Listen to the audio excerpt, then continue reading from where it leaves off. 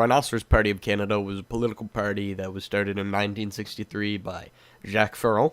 A small group of artists joined the party and created a political platform to contest against a federal election. Ferrand, the poet Gaston Miro, and the singer Michel Rivard ran against the Prime Minister Pierre Trudeau, who later became the 15th Prime Minister in 1980.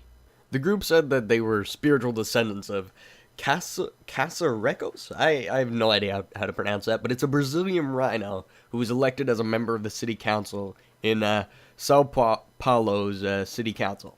Having the rhino as a part of the city council was a way to protest against political corruption. Most of the other electoral officials did not want the Caçareco to become a candidate, but she later won with 100,000 votes, more than any other politician in the election. The group listed Cornelius I as their leader, a rhino from the zoo from east of Montreal.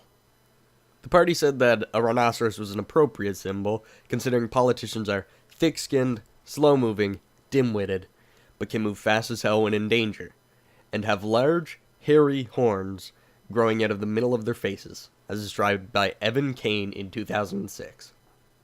There are a few cool stories that come from this party, like how all the members had freedom to have whatever slogan they liked. My personal favorite would have to be from Ted Not Too Sharp, who ran in the Flora McDonald's Kingston and the Islands, riding with the campaign slogan, Fauna, not Flora. Ted promised to give fauna equal representation. He also had a stand on abortion. He promised, if elected, he would never have an abortion. He had also made some statements about capital punishment, saying, if it was good enough for my grandfather, then it's good enough for me. One of his plans to aid the Canadian military was to tow Antarctica north of the Antarctic Circle. He was recorded saying, once we have Antarctica, we'll control all the world's cold.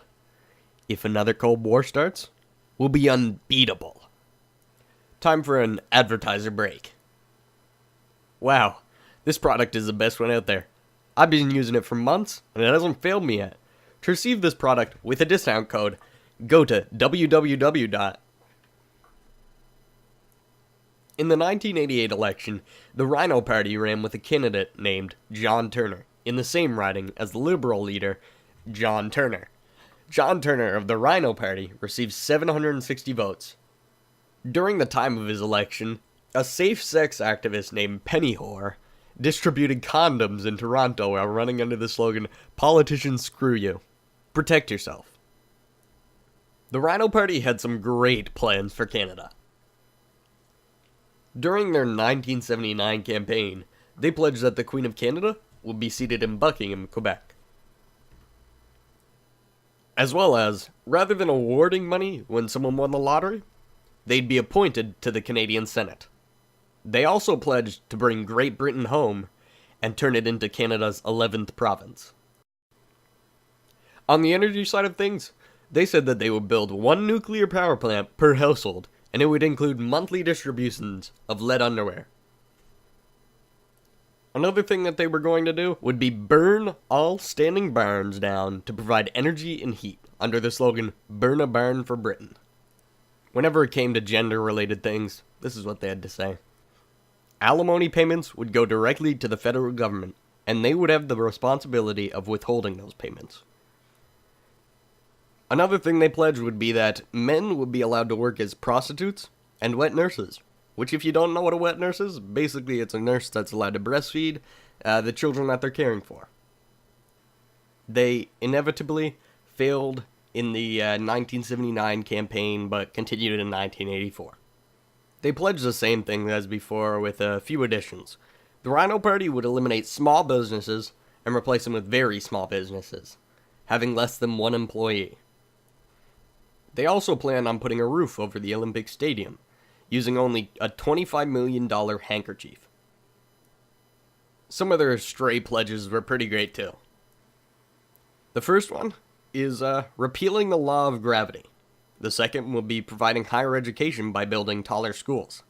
The third will be instituting English, French, and illiteracy as Canada's 3 official languages. They also pledged to tear down the Rocky Mountains so that Albertans could see the Pacific sunset. They had a great plan to deal with unemployment. Their idea was to just totally eliminate unemployment by abolishing Statistics Canada, thereby eliminating the bureaucrats that measure unemployment. They also pledged to abolish the environment because it's too hard to clean up and it takes up way too much space. One of their big plans was to end crime by abolishing all laws. They wanted to adopt the British system of driving on the left. This was to be gradually phased in over 5 years with large trucks and then tractors first, then buses, eventually including small cars and bicycles, and finally, wheelchairs last. They wanted to declare war on Belgium because this here image. It describes Tintin killing a rhinoceros. They offered to call off the war if Belgium delivered a case of mussels and a case of Belgian beer to Rhinoceros headquarters in Montreal. They wanted to ban guns, which is a pretty great idea, and they also wanted to ban butter, which is an even better idea, since both kill. One year, a candidate from the Rhino Party named Michel Rivard went on to television, because politicians were given free airtime. He stated, "I have but two things to say. Celery and sidewalk. Thank you, and good night." Another one of the great stories would have to be Alfred the Alien. He was the only politician to openly state he's from outer space. He ran in 1988 on a platform safe sex, prescription drugs, and easy listening. While he campaigned, he wore a tuxedo, sweatpants, and a gray headdress that had an oversized horn on the top. The horn was wrapped with a condom. The Rhino Party slowly faded away. On September 23, 1993, legends were ended.